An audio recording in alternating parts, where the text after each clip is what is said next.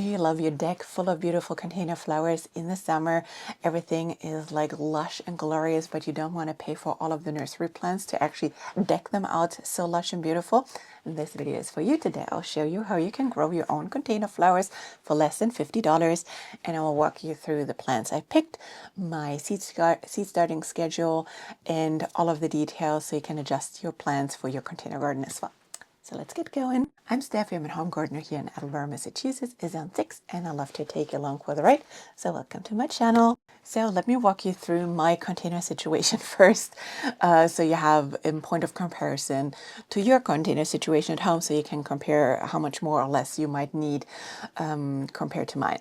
So I only grow my container flowers mostly for my deck and for our front entrance. There's where we go mainly in and out of the house. And on our deck, I have 3 large containers, like 2 Varieties containers and 1 cedar container, which Mr. Grown in New England built years ago, which is still holding up beautifully.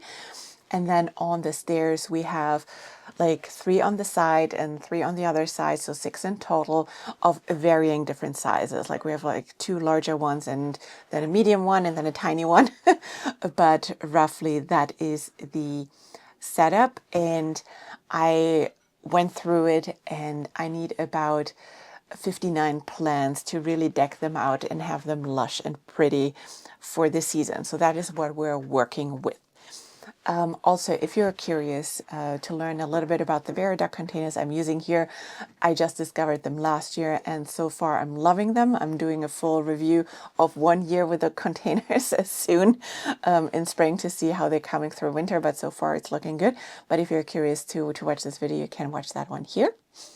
So talking about the varieties I'm growing. So if you've spent any time around here, you know I love in pink, blush, purpley, white color scheme. So that is pretty much what we're doing. And that is also where like growing your own container flowers comes in super handy. You can really create the volumes you need, because sometimes what I found frustrating in years prior was either I missed the time window to go to the nursery when they were like fully decked in to get the plants, but then sometimes I just didn't get as many as I wanted from a certain color or certain variety. So that is really one of the benefits to grow it on your own, and it really doesn't have to be difficult. So last year I showed you the variety or the options with the geraniums, the dwarf zinnias, and the basil, and it was beautiful. I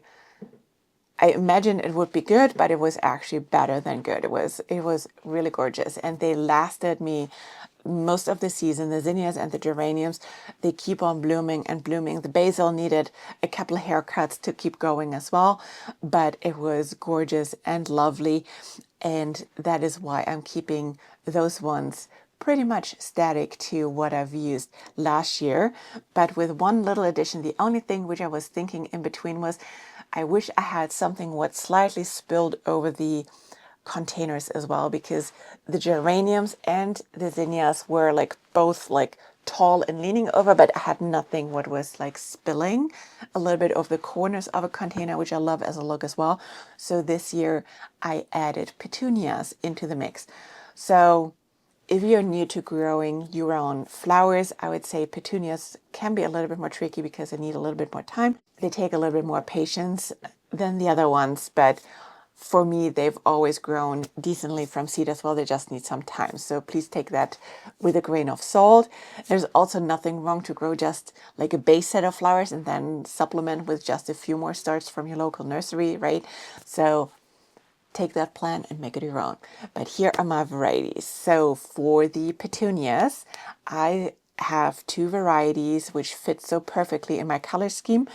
The Dreams Apple Blossom, because anything apple blossom is always my jam. And then the Easy Wave Plum Vein, which look gorgeous. And I'm really excited to grow those ones, and they will be basically like positioned at the corners of those containers to hopefully like grow over and like spill over and look just gorgeous over it. And then for the geraniums, I have a mix, but with a color combo which fits with everything in here as well. That is the Maverick Apple Blossom, which is a really beautiful light pink. The Quicksilver is a little bit more prominent pink, and then the multi-bloom white.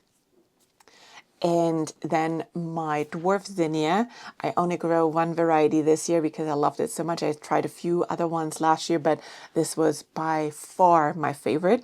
And it was so cute. They really just grew like tall like this, which is at like 12 inches to like 16 inches or so maximum. Beautiful. And this is the Double Sahara Raspberry Ripple, and they are just amazing, and they worked so well. The only thing what I would do differently and what I will change to last year I had geraniums, zinnias, basil, and that's like the front from which you look.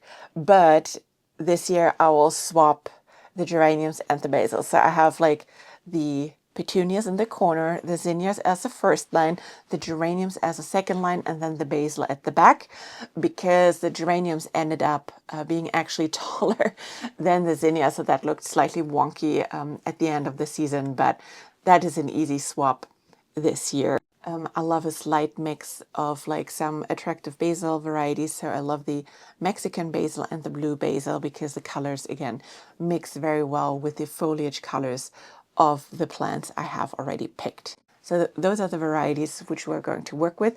And the nice thing is, like, when you look at the prices, you are really, really cheap with it. So the geraniums were like $5 each, and you need only one seed package per variety. That brings us to $15 for the geraniums. The petunias were slightly more expensive. They were like $7. That is like $14. So almost 30. The raspberry ripple is like 5, that's 35, and then 2 of the basils, which I use over and over again because there are so many seeds. So I have still some from last year, but those are each like $3 or $4 each. So you're well below $50 here for seeds, and with that you can even throw a bag of soil into the mix to be still below that price point and have like so many flowers to deck out your containers. It's awesome. So for the timing on when we're growing, one important information is that I have planned all of the dates when I'm going to start the plans with my transplant date in mind, which is Memorial Day weekend for me. So, which is a week later than I usually do, but like some things are early May scheduled for me work-wise. So that is just me being conservative with my timing. But keep that in mind. If you have in earlier last frost date, just adjust the plan accordingly, right? But that is what I'm working here with, and that's my reference date from which I basically calculated back everything. So when we then look what we start with, so I'm going to start with the petunias end of February. So that's almost my time window where I start my onions, or not almost, it is the time window when I start my onions, just to give them enough time to get into a nice size for the time when we want to plant them out. And I'll start them in soil blocks and everything, so they have just time to grow and sit there. And then the next thing we're starting is the geraniums and the basil, pretty much 4 weeks after we started the petunias, which is 3rd week of March. And then the zinnias is like my tomatoes. They don't need to be started super early because they are just fast growing, especially in soil blocks. So I start them typically in the 1st week of April there. And then when I'm starting hardening off, it's usually like 10 days before I'm planned to send them out. So 2 weeks where I'm like rotating them, getting them used to the sun slowly but surely, but then we'll transplant them and hopefully should have blooms starting 4th of July and moving on for the rest of the season. We're still here in the depth of winter, but like dreaming of having my deck like decked out with flowers again and everything just in bloom fills my heart with so much joy. I'm so excited, and it gets me going here through the harsh winter month in New England. So I'm curious if you have any questions plants, please put them below. Otherwise, I would love for you to like and subscribe my video. And otherwise, I'll see you in the next one. Thank you.